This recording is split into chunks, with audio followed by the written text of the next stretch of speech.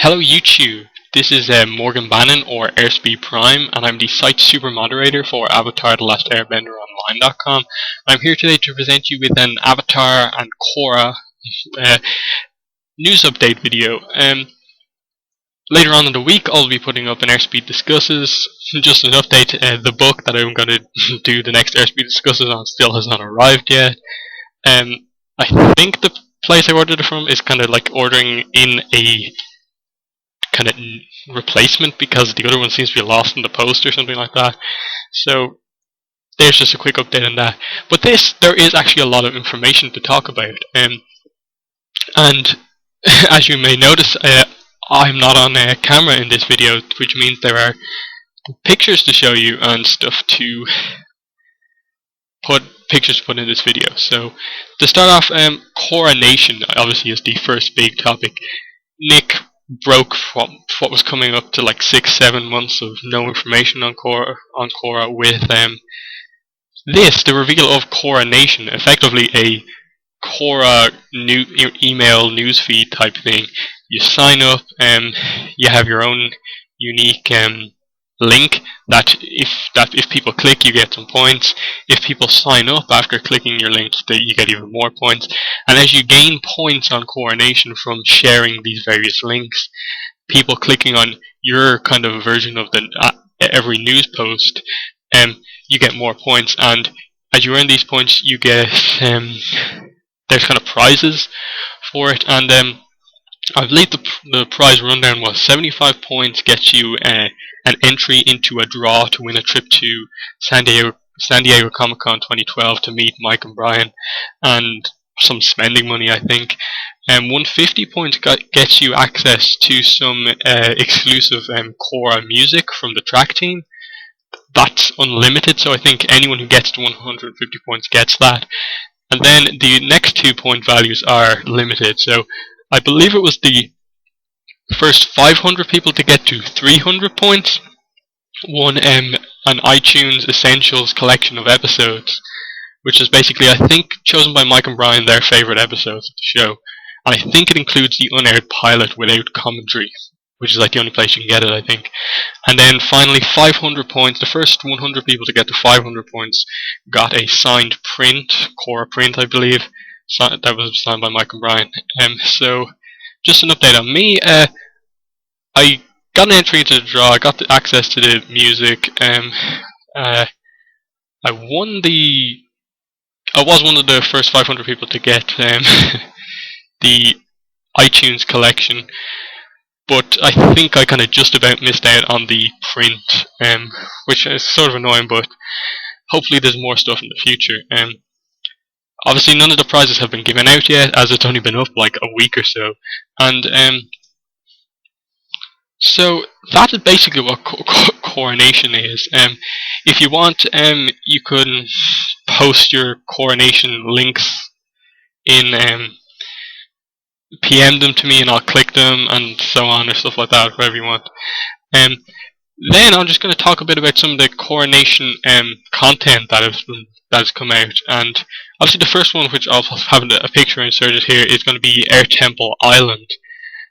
This is all kind of development art, or kind of sketch art, concept art and stuff like that from Korra. And the first one is Air Temple Island, the place where Tenzin and his family live, and I believe it's where Aang lived with Katara and his children, I think. Now, it says it was from Korra Nation itself, which is actually just the news links that you get from email from Korra Nation actually just link to the Tumblr page, so you don't actually have to sign up to Korra Nation to get access to the content. I'm not sure if they've actually put out any exclusive content yet, but I'm not sure. Anyway, Air Temple Island, it said it was built by Aang himself, which is interesting. And now obviously it's an island kind of off the coast of United Republic, which sort of makes sense given that the air nomads are still kind of like, in a way, an endangered species. So like, it makes sense for them to be on their own island until like the numbers of airbenders kind of grow enough that there's no danger of them dying out again. And Obviously, the art is like gorgeous. It's an amazingly detailed shot. It's a really kind of big shot, and I would love to have a print of that. Um, there's not a whole lot to say. There's some interesting architecture. It's very kind of reminiscent of some of the air temples. Got like a bit of everything there. The second thing was a shot at night of downtown Republic City and its station, which I assume is a train station. Which we know that there's trains from Combustion Man on the train. There was trains in Ba Sing Se, though they were earthbending powered. So more confirmation that we have more advanced trains here. And this is nighttime Republic City, and you can definitely see the atmosphere even just from this shot, with kind of no characters out there on the street. And I'm really looking forward to seeing will we see any bending fights at nighttime, especially firebending fights, because we've seen in the like first San Diego Comic Con 2011 trailer that there is some fighting at nighttime, kind of lit up by the firebending. Looks really cool, and the kind of street lights, which is really interesting. And obviously that you can see that picture below.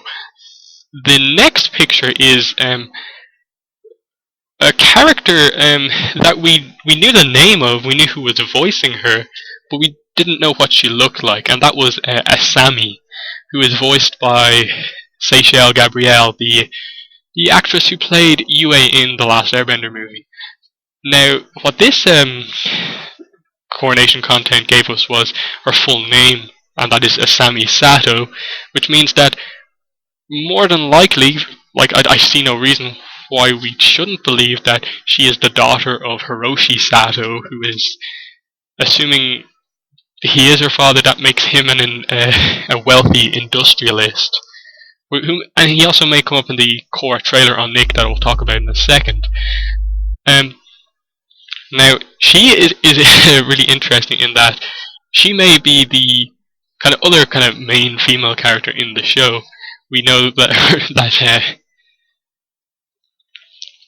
Bolin is a bit of a ladies' man, so I'm thinking that he may kind of like Asami and Mako and Korra may be the kind of ships that are in the show, which was really interesting too.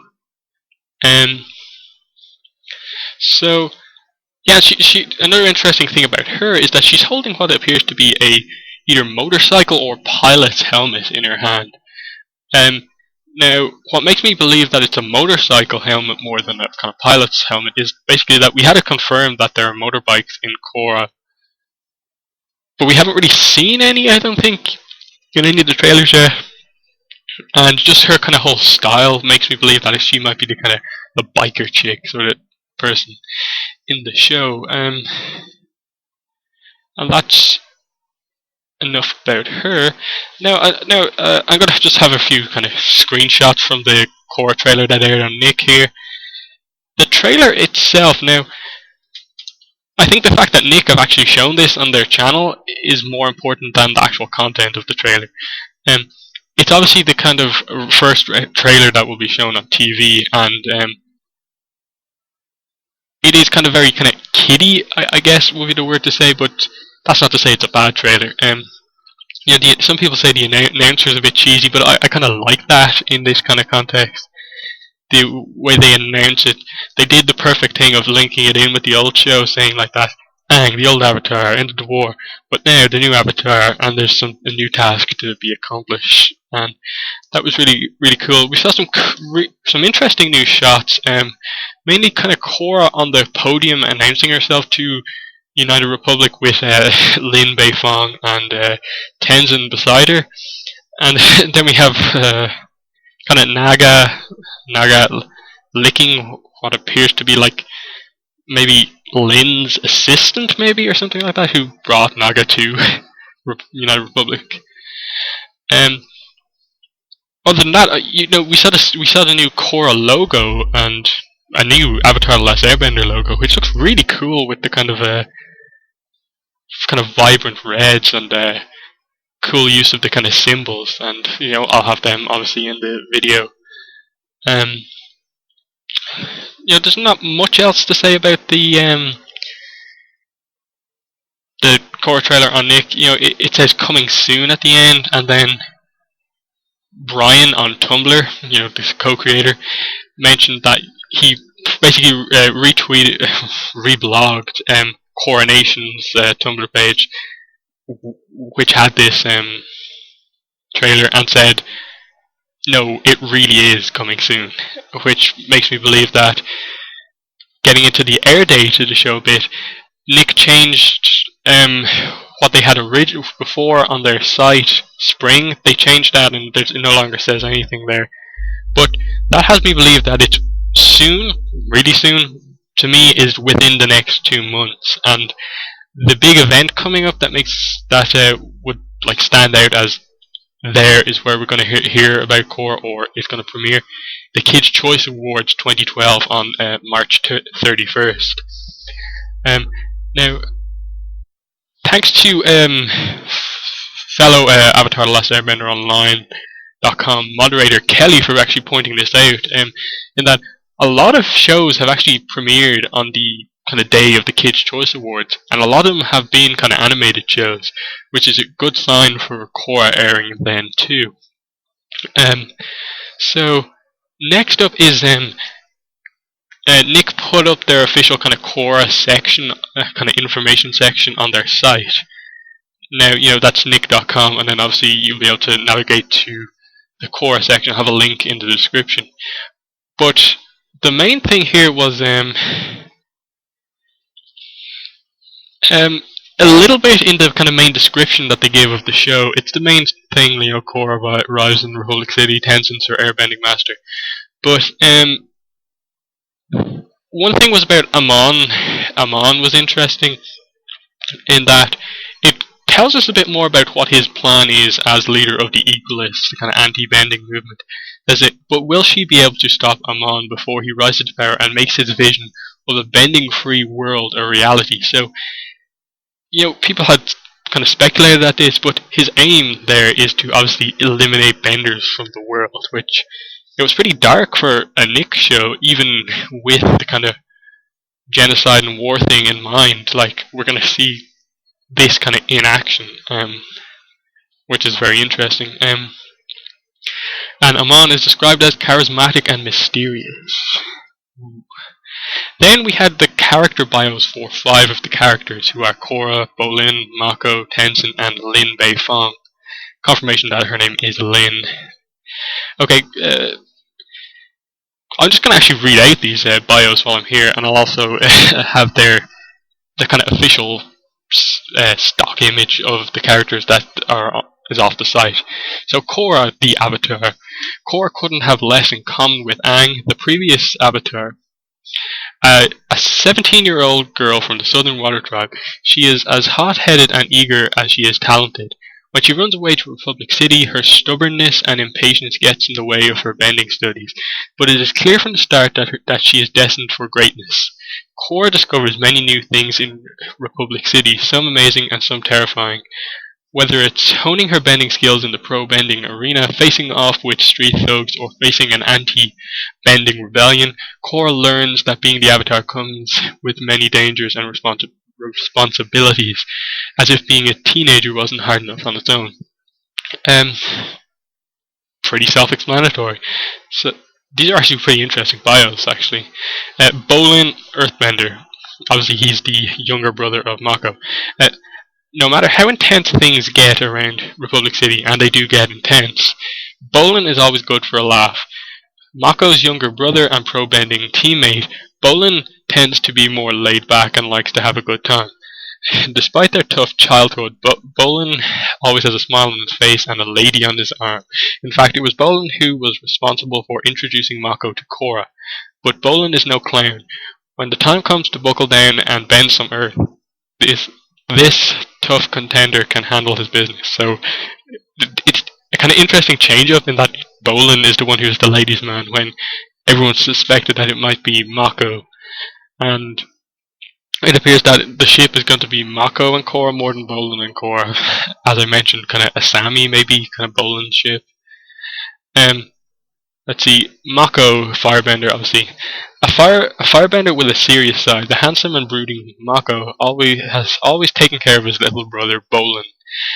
Growing up on the streets has given him a hard edge, but Mako loves his brother and will do anything to protect them both. Intensely focused on getting their team through the pro bending tournament and winning the jackpot, Mako's tightly controlled world gets a little more chaotic when Korra enters the picture.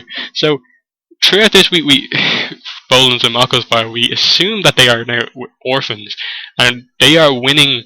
They want to win the pro bending tournament to kind of get a better life for themselves, and we get the sense that Mako's the serious one. He's the one who kind of like is kind of yeah, he's the responsible one. Like he gets things done, while Bolin's more laid back, wants to have fun. So like that's an interesting brother relationship there. Tenzin, Airbender. Tenzin and his wife Pema raised their two daughters, Jinora and Iki, and son Mello on Air Temple Island. As Avatar Aang's son and an Airbender, Tenzin carries a great responsibility on his shoulders to continue the dream of his father to protect not only the next Avatar but also Republic City. Generally very serious and calm, Tenzin's serene life on Air Temple Island is rocked when the impetuous Korra moves into his home to continue her airbending training. As Korra's teacher, Tenzin finds his patience tested time and time again, but he also realizes that while she has a lot to learn from him, he also has something to learn from her. Again, this kind of great mentor relationship that we may have here, in that Korra's not spiritual, he is, but they have a lot to teach each other, which is going to be interesting, especially when the kind of kids, how the kids get involved with the airbending training as well. And finally, Chief Lin Beifong, obviously that's chief of the Metalbender Police. Her mother Toph taught Avatar Aang how to earthbend, but Chief Lin Beifong doesn't feel any special affection for the new Avatar. In fact, this metal and earthbending police chief sees Korra's arrival as the biggest threat Republic City has faced in recent times.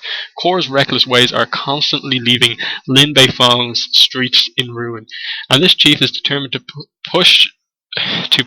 bring the Avatar out of her city. Okay, that's a bit wrong. I presume it's just push the Avatar out of her city, or bring the Avatar out of her city. I don't know.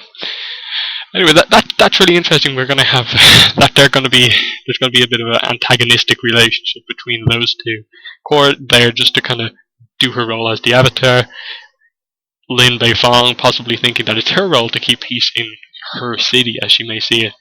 And that'll be interesting to see, like, if they're forced to work together on anything. That is pretty much that. And then finally, this piece of news broke just this morning, actually, thanks to another moderator on Avatar Last Airbender Online.com, Donna. She found that the schedule has gone up for WonderCon 2012, which is from the 16th to the 18th of March at the Anaheim Convention Center, and there is going to be a panel at this con on the 16th, which is going to be Friday the 16th, and it's going to be basically TV show music panel, and obviously the track team are going to be there, Benjamin Wynn and Jeremy Zuckerman, and they're going to be talking about the music for Avatar: The Last Airbender and Legend of Korra. And at the end, there's going to be a kind of select clip of Korra shown. So I can't wait, because that's only coming up in like just over 2 weeks now, and it'll be interesting to see if we get to see this clip and hear some music. Possibly hear something about a soundtrack eventually coming out, maybe. So I don't want this video to go on too long, so I think I'm just going to end it right here. I will continue to put up further news videos and so on, so thank you, and bye.